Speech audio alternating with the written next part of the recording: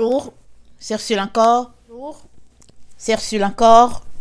On est le 21 janvier 2022.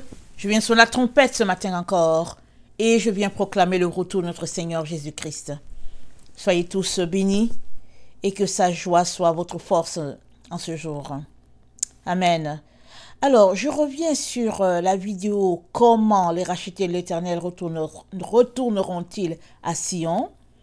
Alors, je me suis rendu compte que à un moment donné, la vidéo ne donnait plus. Amen. Et je pense après la 10e minute, ça ne passait pas. Et d'ailleurs, j'ai fait 2-3 jours sans apporter une vidéo parce que je me suis rendu compte qu'il y avait un problème.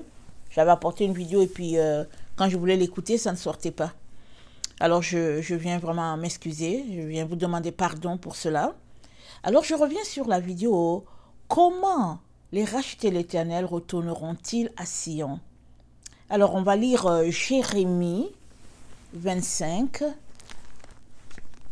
le verset 5 à 14. Excusez.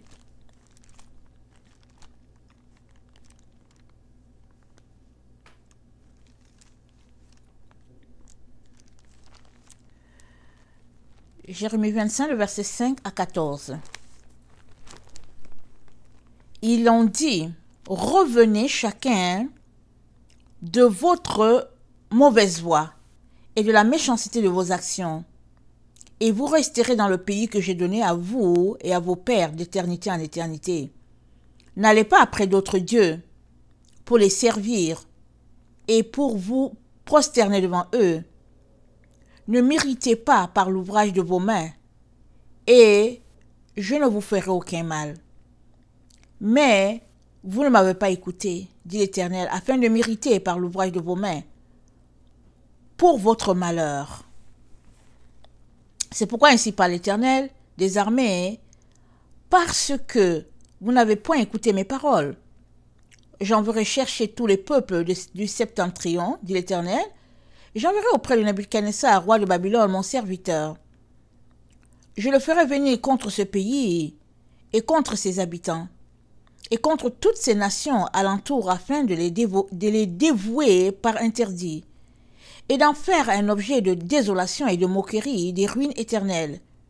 Je ferai cesser parmi eux les cris de réjouissance et les cris d'allégresse, les chants du fiancé et les chants de la fiancée, le bruit de la meule et la lumière de la lampe.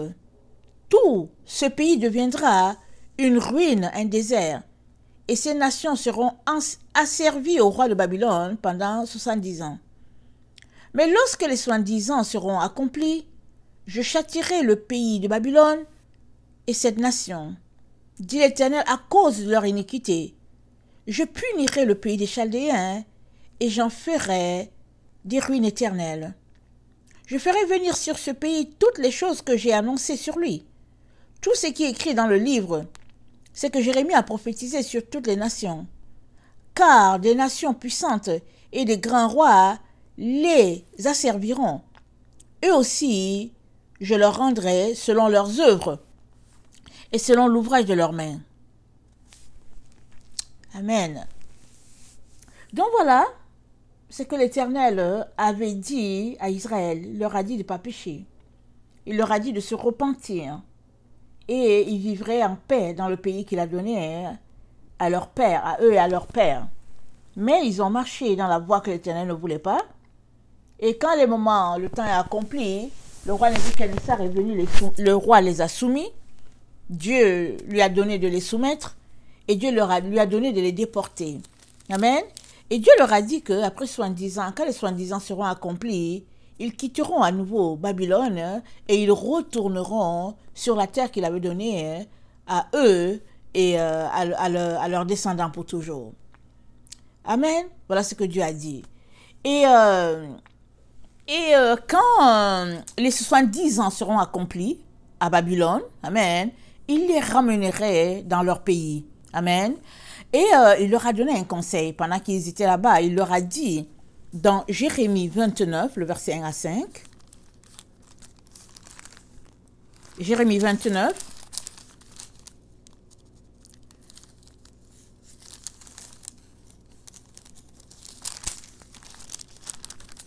Excusez-moi. Le verset 1 à 5, il leur a dit, c'est le prophète Jérémie qui parle, il dit, voici le contenu de la lettre que Jérémie, le prophète, envoya de Jérusalem au reste des anciens, en captivité, aux sacrificateurs, aux prophètes et à tout le peuple que Nebuchadnezzar avait émené captif de Jérusalem à Babylone.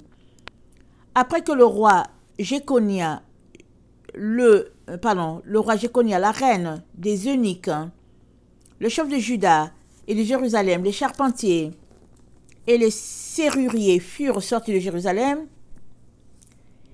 il l'a remis à Éliasa, fils de Shaphan, et à Guémaria, fils de Ikija, envoyé à Babylone par Sédécia, roi de Juda, auprès de Nebuchadnezzar, roi de Babylone. Elle était ainsi conçue. Ainsi parle l'Éternel des armées, le Dieu d'Israël, à tous les captifs que j'ai emmenés de Jérusalem à Babylone. Bâtissez les maisons et habitez-les. Plantez les jardins et mangez-en les fruits. Prenez les femmes et engendrez des fils et des filles. Prenez des femmes pour vos fils et donnez des maris à vos filles afin qu'elles enfantent des fils et des filles. Multipliez-la où vous êtes et ne diminuez pas. Recherchez le bien de la ville où je vous ai amené en captivité et priez l'Éternel en sa faveur parce que votre bonheur dépend du sien. Car ainsi parle l'Éternel des armées, le Dieu d'Israël, ne vous laissez pas tromper par vos prophètes qui sont au milieu de vous et par vos devins. N'écoutez pas vos songeurs dont vous provoquez les songes. Car c'est le songe qu'ils vous prophétisent en mon nom. Je ne les ai pas envoyés, dit l'Éternel. Mais voici ce que dit l'Éternel. Dès que 70 ans seront écoulés, pour Babylone, je me souviendrai de vous et j'accomplirai à votre égard ma bonne parole en vous ramenant dans ce lieu. Car je connais les projets que j'ai formés sur vous, dit l'Éternel, projets de paix et non de malheur, afin de vous donner un avenir et de l'espérance. Vous m'invoquerez et vous partirez. Vous me prierez et je vous exaucerai. Vous me chercherez et vous me trouverez, si vous me cherchez de tout votre cœur. Je me laisserai trouver par vous, dit l'Éternel, et je ramènerai vos captifs. Je vous rassemblerai de toutes les nations et de tous les lieux où je vous ai chassés, dit l'Éternel, et je vous ramènerai dans le lieu d'où je vous ai fait aller en captivité. Amen. Voilà un peu, Dieu dit qu'il a des projets pour Israël et pour chacun de ses enfants. Alors il dit, je connais les projets que j'ai formés sur vous. Sur chaque personne, Dieu connaît les projets. Amen. Alors Israël a péché. Et pour vraiment en finir avec cette histoire, Dieu envoie le roi Nebuchadnezzar les soumettre, les amener en captivité. Et ils sont dans un autre pays, c'est-à-dire ils sont dans un désert. Puisque dans le pays que Dieu leur a donné, ils ont passé le temps à le souiller, ils n'ont pas respecté le sabbat et les règles que Dieu avait données. Amen. Alors, pour apporter la paix sur la terre, un peu, comme on peut le dire, pour laisser la terre en jachère, tout ce qu'on peut imaginer qui s'est passé avec le fait qu'Israël péchait, ne respectait pas le sabbat et tout cela, Dieu les envoie en déportation. Et là-bas, il leur a dit, une fois que vous serez là-bas, ne restez pas oisifs, ne restez pas sans rien faire, en se disant que l'Éternel va venir nous chercher. Non, il dit mariez-vous, il dit comportez-vous, menez la vie, que votre vie vraiment soit engagée dans le pays où vous vous trouvez. Il dit priez pour ce pays-là, parce que votre bonheur à vous dépend de tout ce qui va se passer dans ce pays. Alors on comprend que Israël avait un Dieu différent de tous les autres. Il avait le Dieu vivant comme père, comme maître, et puis ben voilà. Les autres nations ne connaissaient pas ce Dieu-là. Et dans cette situation de déportation, Dieu dit à Israël, soyez un exemple. Amen. Soyez un exemple dans le pays où je vous envoie. Et ainsi, quand le moment viendra, selon mon projet à moi, selon ce que j'ai fixé, les termes fixés, quand ce temps-là viendra, je vous ramènerai en Israël. Il a dit ça. Et nous avons vu, on vient de lire la lettre que Jérémie leur donne. Alors cette situation, elle ressemble à la situation, notre situation aujourd'hui, n'est-ce pas? Alors, peu importe le pays où nous nous trouvons, que ce soit notre pays d'origine, que ce soit un pays où nous avons immigré, nous sommes pèlerins sur cette terre. Nous sommes des voyageurs. Nous sommes des citoyens de notre pays. Notre pays, il est dans la présence de Dieu. Mais nous sommes ici sur la terre des ambassadeurs du ciel sur la terre. C'est ce que nous sommes. Et Dieu nous dit de marcher, de vivre vraiment comme il s'attend à ce que nous vivions, lui Dieu, pas de vivre selon les coutumes du peuple. Non, non, non, Dieu n'a pas dit ça, lisons la lettre. Il nous dit de vivre. Et quand le moment viendra pour nous de retourner à la maison, il nous fera retourner à la maison. Alors, il s'attend à ce que, peu importe l'endroit où nous nous trouvons en tant que ses enfants, nous puissions vivre dans la sainteté, dans la pureté, et reflétant la gloire de Dieu en nous. Et il a dit, Amen, à Jérémie plus tard, ça c'est toujours Jérémie, je pense qu'on retourne à Jérémie 25.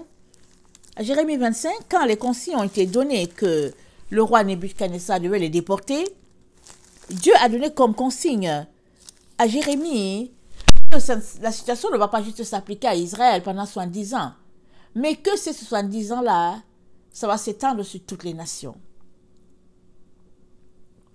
Et lisons Jérémie 25, le verset 15, ça dit « Car ainsi m'a parlé l'Éternel, le Dieu d'Israël.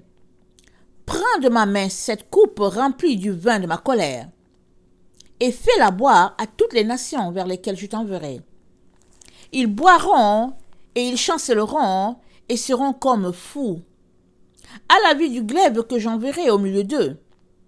Et je pris la coupe de la main de l'Éternel, et je la fis boire à toutes les nations vers lesquelles l'Éternel m'envoyait, à Jérusalem et aux villes de Juda, à ses rois et à ses chefs, pour en faire une ruine, un objet de désolation, de moquerie et de malédiction, comme cela se voit aujourd'hui, à Pharaon, roi d'Égypte, à ses serviteurs, à ses chefs, à tout son peuple, à toute l'Arabie, à tous les rois du pays d'Ut, à tous les rois du pays des Philistins, à Ascalon, à Gaza, à Écron, à ceux qui restent d'Asdod, à Édom, à Moab, aux enfants d'Ammon, etc., etc.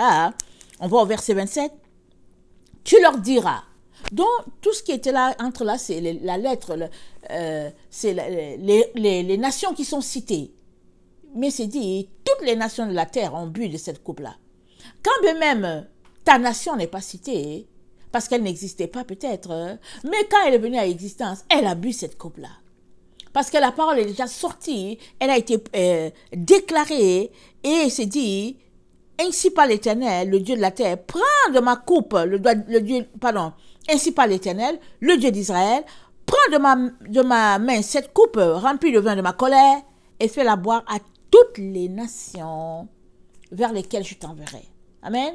Vers lesquelles je t'enverrai. Et aujourd'hui, nous savons que l'Occident fait partie de Babylone. Donc, si tu es là, amen, en Occident, ou bien peu importe le pays où tu es, ayant été instruit sur l'école occidentale ou quoi, peu importe, tu fais partie des gens pour qui cette déclaration, cette parole de l'Éternel s'applique aussi. Alors, il dit, le verset 27, tu leur diras, ainsi parle l'Éternel des armées, le Dieu d'Israël, buvez, enivrez-vous, et vomissez, et tombez sans vous relever. À la vue du glaive que j'enverrai au milieu de vous. Et s'ils refusent de prendre de ta main la coupe pour boire, dis-leur, ainsi parle l'Éternel des armées, vous boirez. Car voici, dans la ville sur laquelle mon nom est invoqué, je commence à faire mal attends, je commence à faire du mal.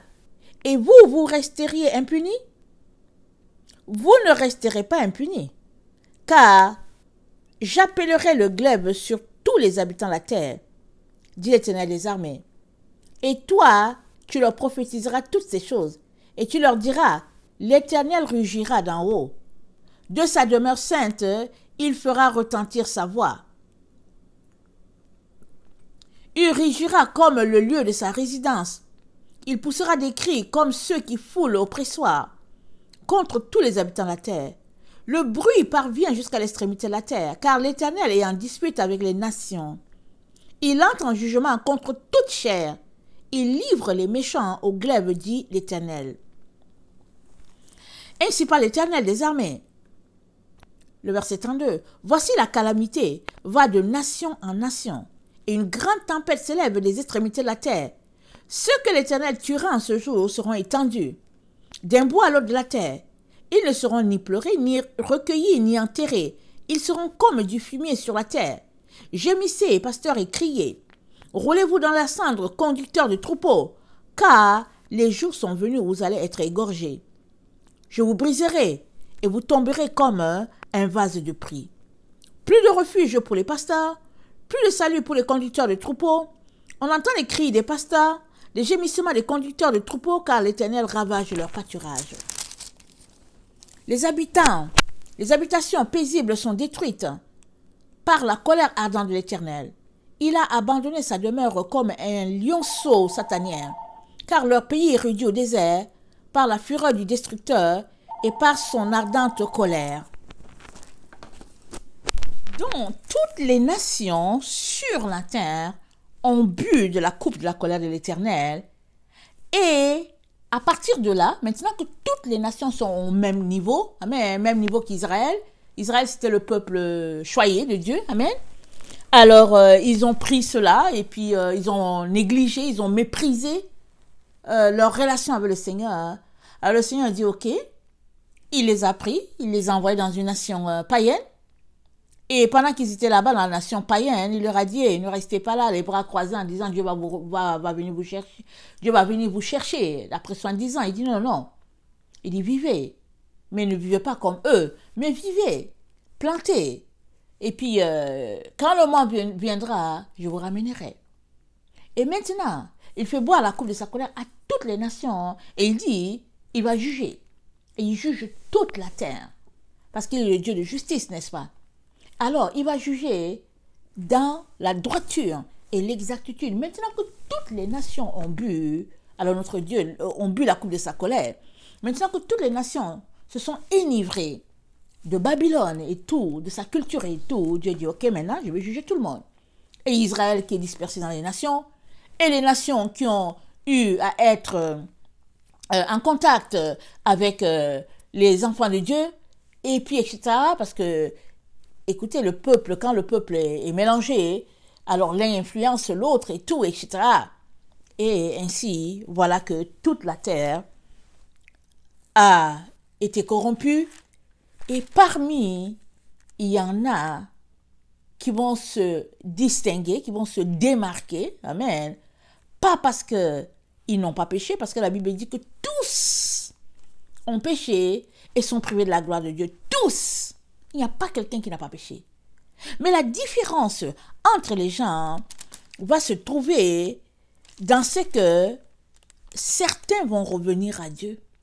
Parce qu'on a commencé en lisant Jérémie 25, le verset 5, il dit « Revenez chacun de votre mauvaise voie et de la méchanceté de vos actions, et vous resterez dans le pays que j'ai donné à vous et à vos pères d'éternité en éternité. N'allez pas après d'autres dieux, pour les servir, pour vous prosterner devant eux. Ne méritez pas par l'ouvrage de vos mains, et je ne vous ferai aucun mal. » Donc cette parole que Dieu a donnée à Israël, il le donne à tout le monde, encore aujourd'hui, peu importe le temps, peu importe la génération. Il le donne toujours.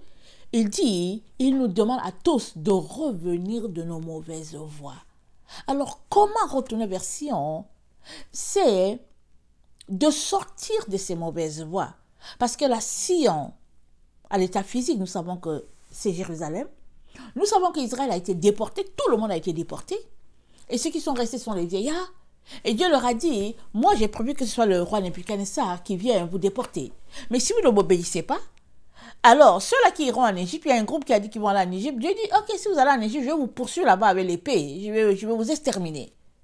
Mais les vieillards et tout, qui veulent rester dans le pays, ils peuvent rester. Je vais pourvoir pour que le roi Nebuchadnezzar soit bon envers vous. Tout ça, ça demande d'obéir à Dieu.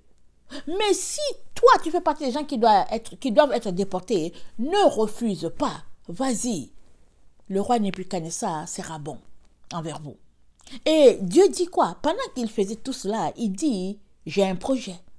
Donc, dans sa tête, on ne comprend pas toujours ce que Dieu est en train de faire, mais Dieu sait où il amène l'humanité, où il amène sa création, puisque tout est souillé, tout est pollué. Mais il se cherche un peuple qui le craigne lui. Il se cherche des gens qui vont s'arrêter, se remettre en question et qui vont dire, j'ai péché contre Dieu. Je ne suis pas digne d'être appelé son enfant. Seigneur, aie pitié et compassion de moi.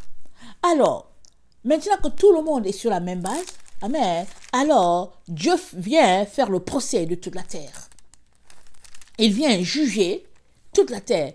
Et il va juger la terre d'une manière équitable. Il ne va pas juger en disant que, ok, Israël était mon premier-né, et puis bon, voilà. Non, non, non. Il va juger la terre selon ses commandements, selon ses préceptes. Et nous savons qu'il nous en a donné, n'est-ce pas? Parce que les 10 commandements que Moïse a présentés au peuple sont sortis de la bouche de l'Éternel. Et tout le monde est invité à marcher selon ces 10 commandements-là, que Dieu appelle la loi, la parole de la persévérance. Parce que marcher selon le commandement de Dieu, c'est marcher par la foi. Et qui marche par la foi, persévère. Amen. Parce que les épreuves, c'est pas ça qui manque sur notre chemin, n'est-ce pas? Alors, donc, Dieu fait boire sa coupe à tout le monde et il nous dit que lui-même va déclencher les temps des 70 ans. Amen. Et en référence avec Daniel, amen, Daniel qui s'est rendu compte que les 70 ans étaient passés. Qu'est-ce qui fait que jusqu'à présent Israël était dans le pays de Nebuchadnezzar. Il a pris un temps pour prier et puis Dieu lui a dit que ça sera répandu sur toute la terre et que ça sera un temps de jugement pour toutes les nations finalement. Alors tout ça encore, on voit combien ça cadre avec ce que Dieu a dit à Jérémie. En disant à Jérémie, dis-leur, ils n'ont qu'à se marier, ils n'ont qu'à planter et tout. Et quand le temps viendra, je les ramènerai. Alors, quand les 70 ans en chiffres, ou bien les 70 ans pile, ou bien le temps de 70 ans est arrivé, amen, c'était le roi Darius qui était là. Alors le roi Darius a ordonné que, je pense que Esdras et Néhémie partent avec certains peuples pour aller bâtir le temple de l'Éternel. Et ça s'est passé comme Dieu l'avait dit. Lui-même a pourvu pour les moyens de subsistance, pour les moyens pour bâtir. Et en plus de cela, quand tout était prêt, il a pourvu pour que les ustensiles soient dans le temple de Dieu. C'était vraiment un roi bon pour Israël. Et Dieu était là en train d'agir.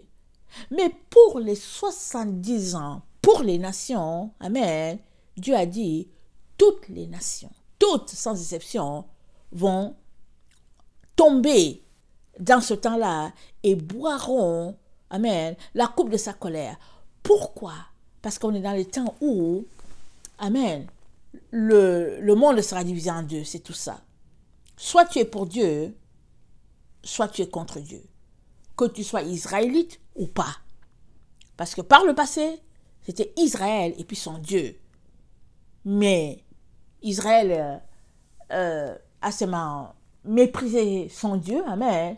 Et le temps est venu pour Dieu de répandre cette grâce-là à toutes les nations, à tout le peuple, à chaque peuple qu'il a créé. Donc, il nous demande de retourner à Sion. Évidemment, ce n'est pas de retourner physiquement comme Néhémie et Esdras sont retournés, mais il nous demande de retourner spirituellement à Sion. Alors, qui dit Sion dit comment on appelle ça, dit son contraire qui est Babylone. Amen. Parce que Sion, c'est Jérusalem. Et puis, qui s'oppose à la fille de Jérusalem, qui s'oppose à la fille de Sion, c'est la fille de Babylone. Alors, regardons Ésaïe 25. Ou bien c'est 28, attendez, je vais voir. Je pense que c'est 28.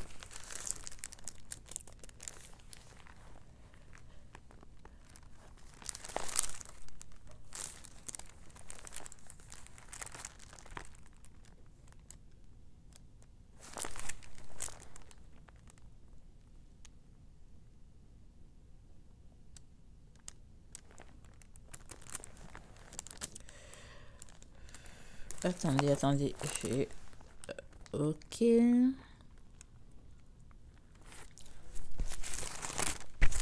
sais pas pourquoi je ne retrouve pas mon texte.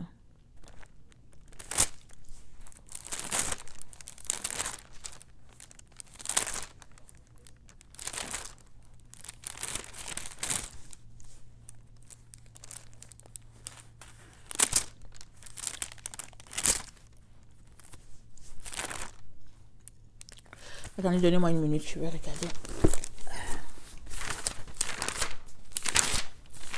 Dans mon cahier, c'est Ésaïe 47. Je vais aller chercher longtemps. Ésaïe 47. Ok. Qui parle de la fille de Sion, parle de son opposante, la fille de Babylone. Et Babylone, c'est au fait l'Occident. Et nous savons que Dieu nous demande dans les temps où nous sommes de sortir de Babylone. Amen. De sortir. Parce que Babylone a ses voies carrément différentes de voies de l'Éternel. Babylone, c'est une façon de penser différente de la façon de penser d'Israël. Babylone, c'est le monde. Amen. C'est le monde bien loin de Dieu.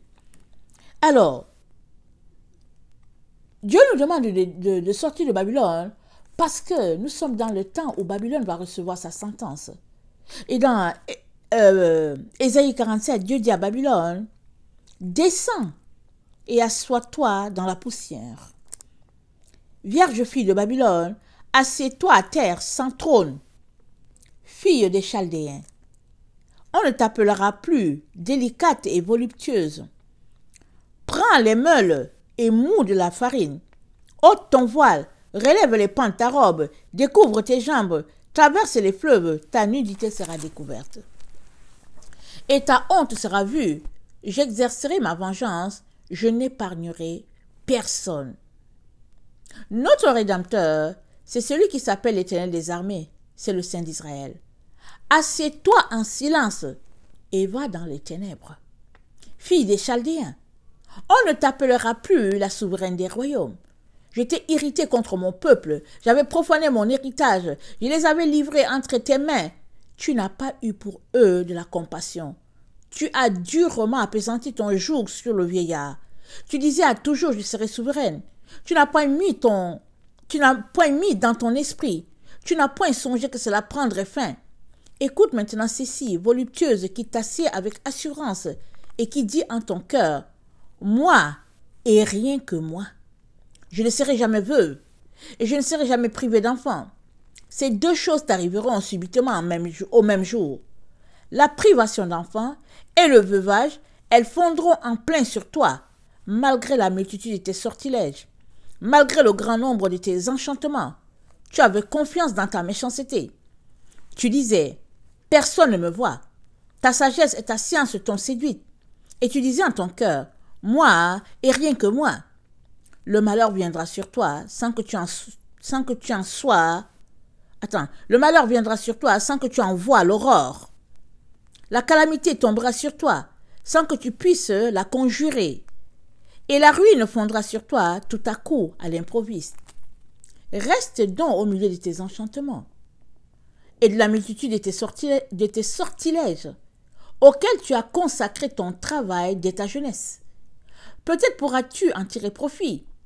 Peut-être deviendras-tu redoutable. Tu t'es fatigué à force de consulter. Qu'il se lève donc et qu'il te sauve ceux qui connaissent le ciel, qui observent les astres, qui annoncent d'après les nouvelles lunes ce qui doit arriver. Voici, ils sont comme la paille. Le feu les consume. Ils ne sauveront pas leur vie des flammes. Ce ne sera pas du charbon dont on se chauffe, ni un feu auprès duquel on s'assied. Tel sera le sort de ceux que tu te fatiguais à consulter, et ceux avec qui tu as trafiqué dès ta jeunesse se disperseront chacun de son côté. Il n'y aura personne qui vienne à ton secours. Donc voilà le sort de Babylone. Amen. Voilà le sort de l'ennemi de Dieu. Et Dieu nous dit de sortir de cette manière de penser, de la manière de faire de Babylone. Parce que le sort de Babylone sera le nôtre si nous ne sortons pas de là. Si nous ne retournons pas à Sion, comment? En obéissant au commandement de Dieu. Parce que ce qui fait un peuple ou un pays, ce sont ses règles. Amen. Ce sont ses principes de vie. On peut prendre généralement les gens qui font les jeux de charade. Ils font souvent, ce qu'ils font, on te présente un pays, on te dit, bon, le drapeau est ceci, et puis la culture est cela, ils mangent ceci, ils mangent cela, et puis tu dis, oh, c'est les Antilles. On te présente, on te dit, bon, voilà, c'est comme ci, c'est comme ça. Alors, tu dis, ah, c'est la Chine.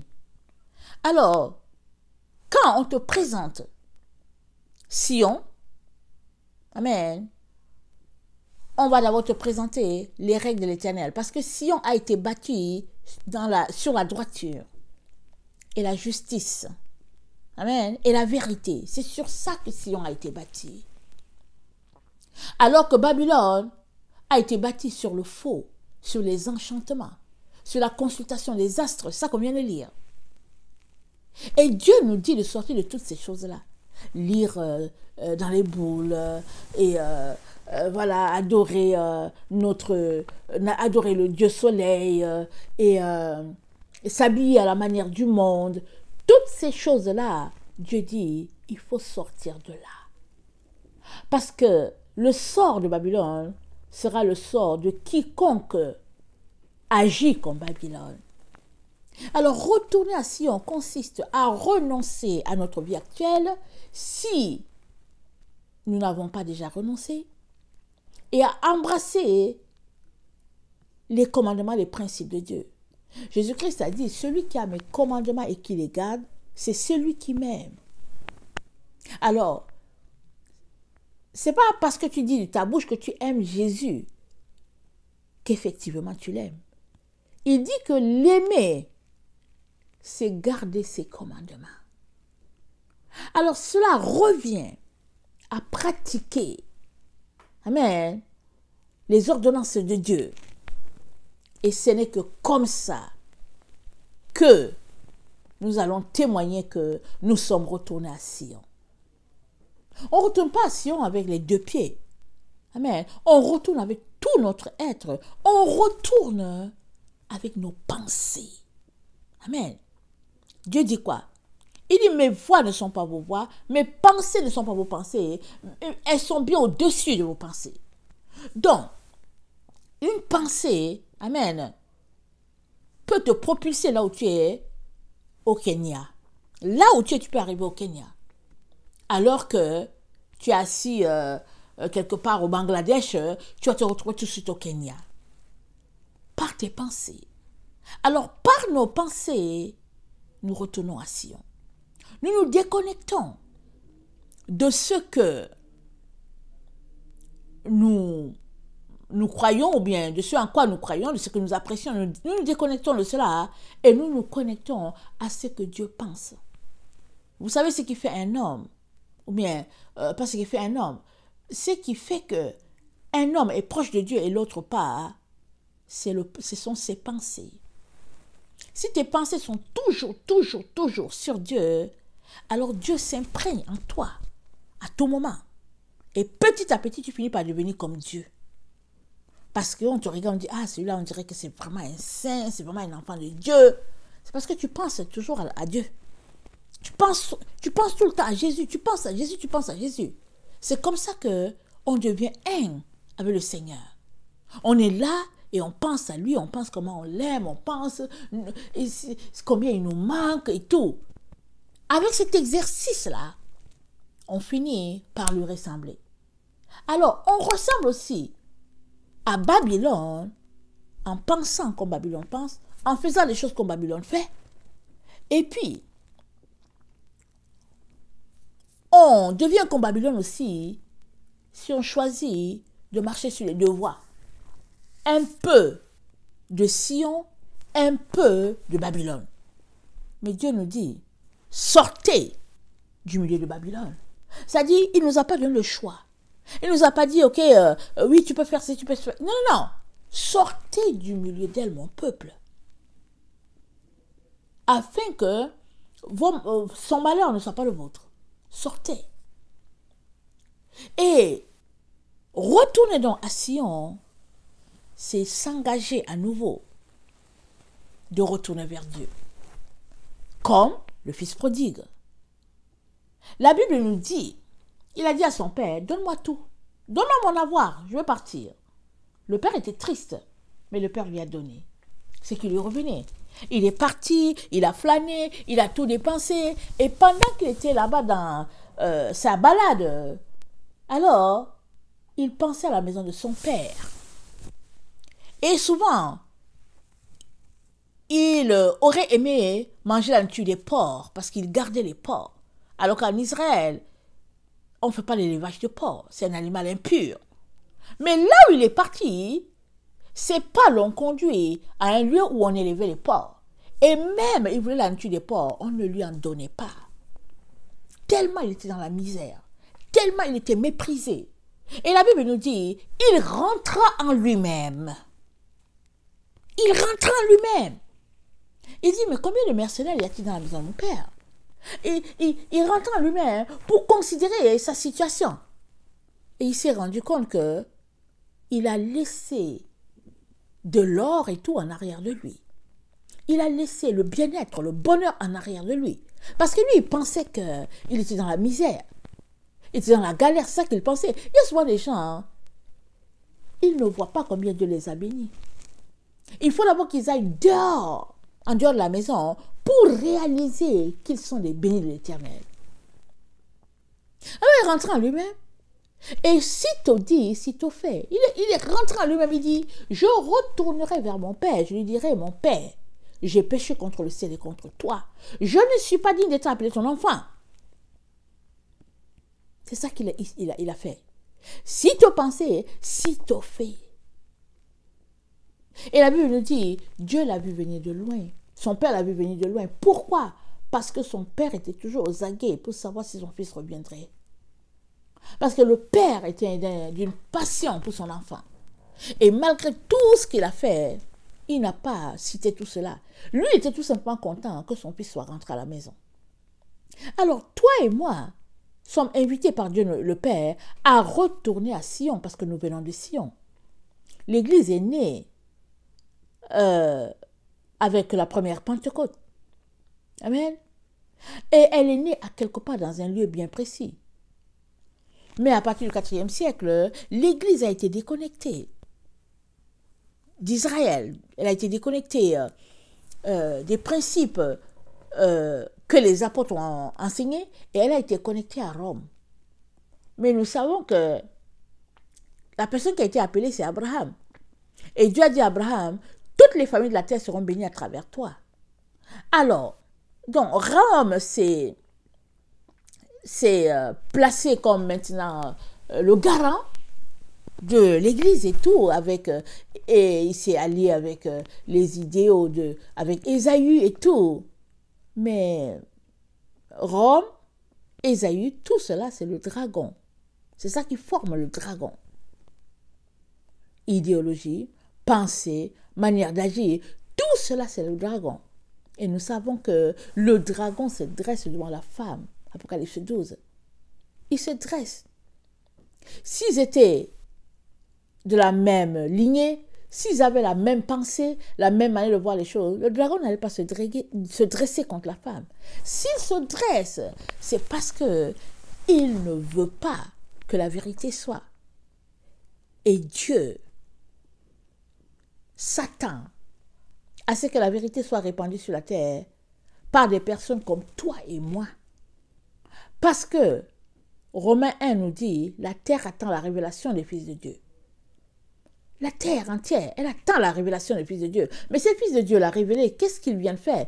Ils viennent répandre la vérité sur la terre en disant que c'est Sion, le fondement, c'est là que Dieu a établi les choses. Il est donc très important, mes chers frères et chères sœurs, que nous choisissions, amen, de poser les actions nécessaires pour retourner à la maison. Dieu ne va pas nous forcer, mais il n'y aura pas une autre manière que ce que Dieu a déclaré. Il n'y aura pas autre chose. Alors, retourner à Sion, c'est choisir de faire la volonté de Dieu, rien que la volonté de Dieu, peu importe les conséquences que nous allons subir. Alors, Jérémie 31,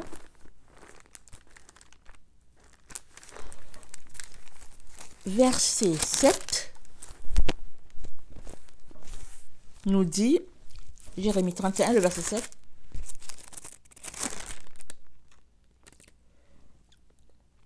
« Car ainsi parle l'Éternel, poussez des cris de joie sur Jacob, éclatez d'allégresse à la tête des nations. Élevez vos voix, chantez des louanges et dites, Éternel, délivre ton peuple, le reste d'Israël. Voici, je les ramène du pays du septentrion. Je les rassemble les extrémités de la terre. Parmi eux sont l'aveugle et le boiteux. La femme enceinte et celle en travail. C'est une grande multitude qui revient ici. Ils viennent en pleurant, et je les conduis au milieu de leurs supplications. Je les mène vers des torrents d'eau, par un chemin uni, où ils ne chancellent pas. Car je suis un père pour Israël, et Éphraïm est mon premier-né. Amen. Alors, le verset 9, ils viennent en pleurant, et je les conduis au milieu de leurs supplications, je les mène vers des torrents d'eau, par un chemin uni, où ils ne chancellent pas. C'est ça que Dieu est en train de faire dans les temps dans lesquels nous sommes.